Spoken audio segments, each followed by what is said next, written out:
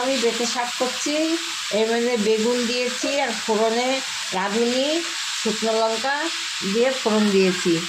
আর এটা হয়ে গেলে আমি লাস্টে একটুখানি মিষ্টি দিয়ে নামিয়ে দেব। আর হয়েছে এটি শুক্তো, একদম সিম্পল ঘরোয়া শুক্তো। রাঁধুনি তেজপাতা শুকনো লঙ্কা ফোড়ন দিয়ে শুক্তোটা করেছি। শুক্তোর মধ্যে একটু মিষ্টি দিয়েছি। এটা হচ্ছে কাজলি মাছ। কাজলি মাছ একদম হালকা করে করেছি। টমেটো, সাদা জিরে আর আদা দিয়ে মিক্সড করে রান্না করছি। আর কালো জিরে ফোড়ন দিয়েছি। 90s on Paytm.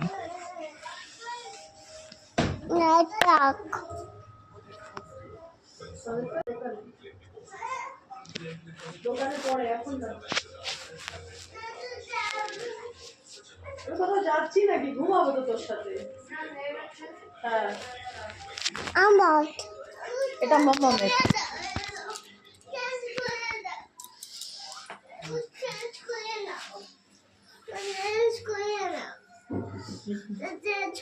আমার রান্না কমপ্লিট।